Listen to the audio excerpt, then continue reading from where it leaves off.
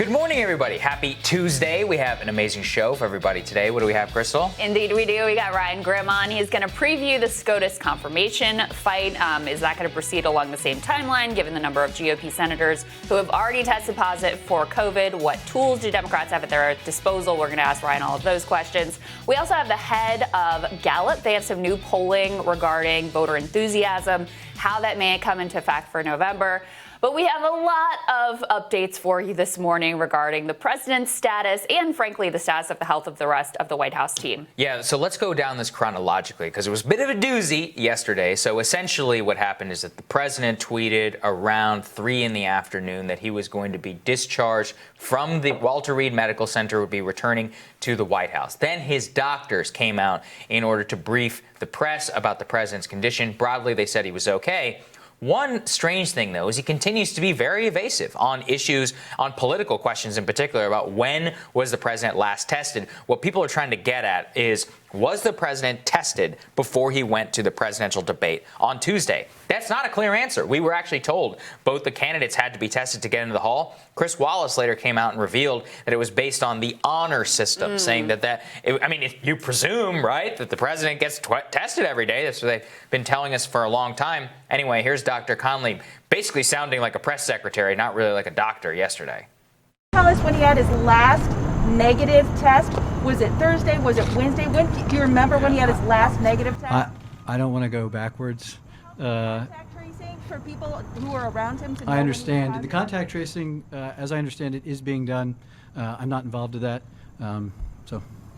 When was his last negative test, and what was his viral load? I know everyone wants that. You've been exposed. Yeah, I don't have his viral load. Those are some of the diagnostics that we're sending out that will really tell us when it's safe for him to get back out and around people.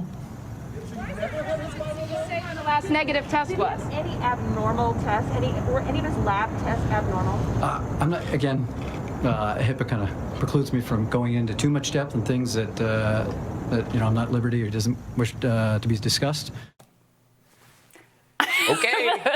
Same reaction. I mean, HIPAA, but he's also the president. And you are telling us a decent amount. And again, I know this is very cable-y, but the stuff matters. Well, it matters a lot. Here's the other thing. Yeah.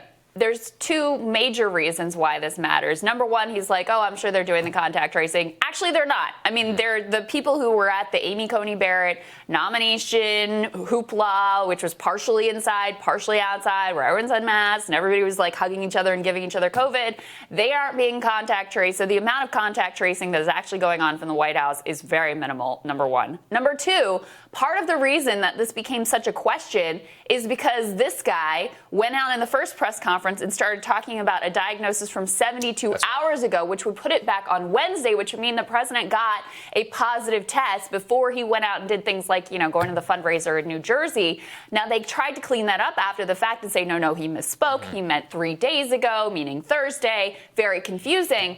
But then when you won't answer the simple question of, okay, when was his last negative test, it calls the whole timeline into question of who actually needs to be quarantined for the next 14 days and what we're actually looking at. Yeah, and actually, here's the thing. I didn't know all this about testing and COVID. I thought if you had it, that it would just show positive. No. So what it turns out is that the test goes after your viral load. So if your viral load, that's why they asked that question. If that viral load is not high enough, you could still have coronavirus and you would show negative on the test. Yes. I mean, it's also if you have a low viral load, you're probably not symptomatic. So you're probably not contagious, but it's still there and it's still an issue. So the last negative test thing is more of a barometer of when did the viral load reach a point where a test was going to pick it up. And this matters too, because whatever the president's viral load is, that's when he's contagious. If there are several parts per, I'm not a doctor, but as long as it remains high, which is, a certain threshold, he should not be coming into contact with people.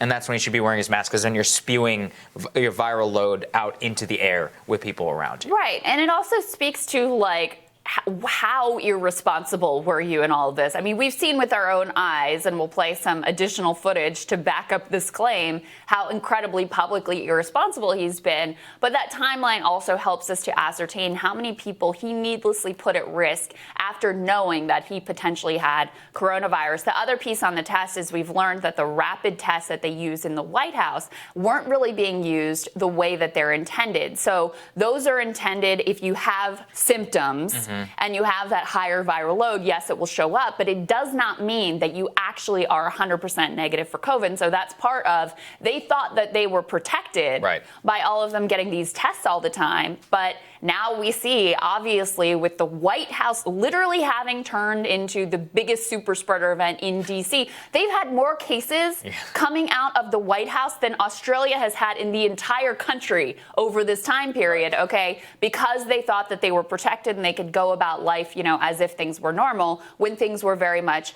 not normal. So President says he's going to leave. We get this mess from the doctor. Then he does actually leave Walter Reed. Of course, big hoopla. Look at this. Look at me. I'm walking down the stairs, posing for the pictures, giving thumbs up, all of this. And I mean, he just turns the whole thing into this kind of like spectacle about himself. It's a production, yeah. Yeah, that's exactly what it is. Yeah, he turned it into a large production, and he wanted to appear, you know, like strong and healthy. But, you know, this is part of the issue, is that at the end of the day, and I'm going to talk a lot about this in my radar, which is that his core message is, don't be afraid. He's like, look, I beat it. And it's like, yeah, well, you know, anybody can beat coronavirus if they have access to the world's... The presidential suite at Walter Reed. The greatest medical resources of all time, experimental cocktails, remdesivir, which I don't even know if you can get your hands on remdesivir if you're like a normal person and you're sick with COVID, and on 24-hour, you know, concierge service from a doctor. What it should be, I mean, this is what Boris Johnson did. He's like, the National Health Service saved my life. There is no question about it. Thank you to the men and women of the NHS. And I understand, like, his approval ratings have now gone down because of some of the ways that he's handled coronavirus and the economic situation. But at the time, people were very sympathetic to that message, and they really felt like we're all in this together. He just refuses to do that. They want to wish the virus away, want to play it down. And look, it doesn't matter how you personally feel about coronavirus. Americans are scared.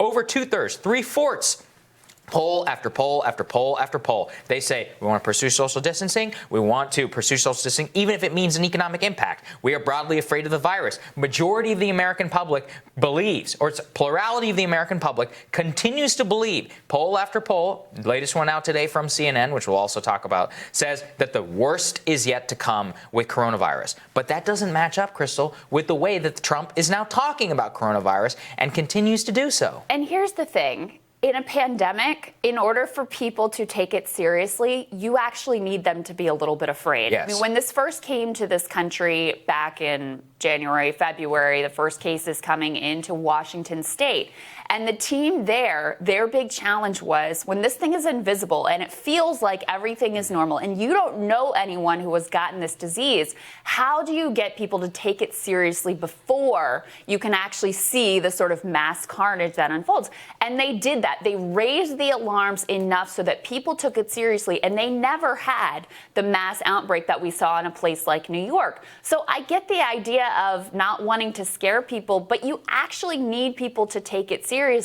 So then he gets back to the White House, releases this video, which we're going to play for you in its entirety. I mean, it is like every single sentence is off in some way. The only thing that he said was like thanking Walter Reed. That was not a problem in this video. Possibly the most tone-deaf thing he's ever done as president. Let's take a listen. That's saying something. I just left Walter Reed Medical Center, and it's really something very special. The doctors, the nurses, the first responders, and I learned so much about coronavirus.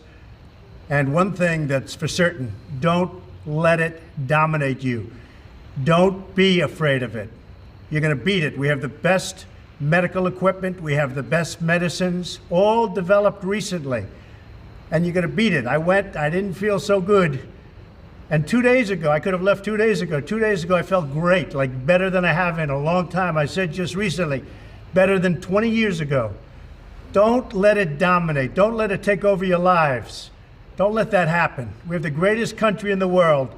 We're going back. We're going back to work. We're going to be out front. As your leader, I had to do that. I knew there's danger to it, but I had to do it.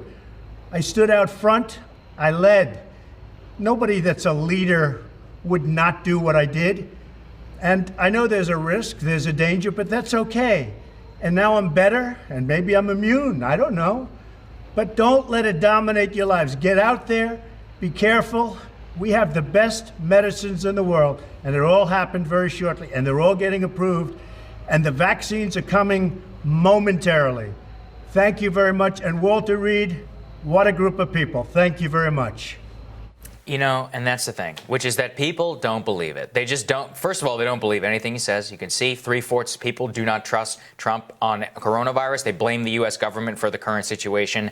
And that's the whole ballgame. So whenever they're like, don't be afraid, they probably feel the opposite. Yeah. And look, I mean, the guy was on supplemental oxygen. He had to be plugged full of experimental antibodies and remdesivir and go to a hospital. That's scary. And you know what? A lot of old people out there, you should be afraid. It's actually real, it's a problem. And that's the thing, which is that we all have a part in making sure that we don't infect many of the old elderly and others. I don't know why that's so difficult to say. That message at its core comes down to the fact that he wants to wish virus away, play the virus down, and make it so that you are thinking about literally anything else. And on politics, that does work. On Russiagate, on other stuff, it actually does work. Right. But this is not political. This is the pandemic. And we have seen from the beginning the Republican strategy of trying to just wish it away. It doesn't work. It's been an utter catastrophe in terms of lives and health and safety and the economy. And it's been a death knell for his presidential campaign. We're going to cover the polling later. CNN has a poll now that has him 16 points down nationally, which, look, it's an outlier. He is not actually 16 points down, but it gives you a sense of how people are responding to the debate performance and the way that he has handled himself throughout this entire crisis.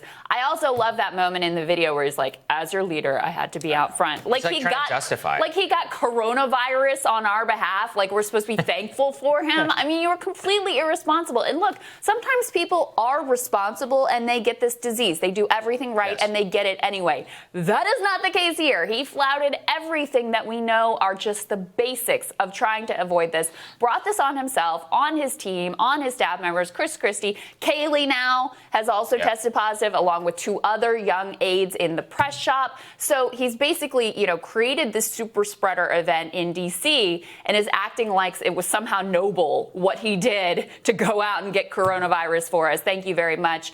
There was another moment that we wanted to play for you where, look, obviously Trump and his doctors and the whole team are trying to put on this, like, he's doing perfect, he's doing amazing, he's back, he's going to be back on the campaign trail immediately.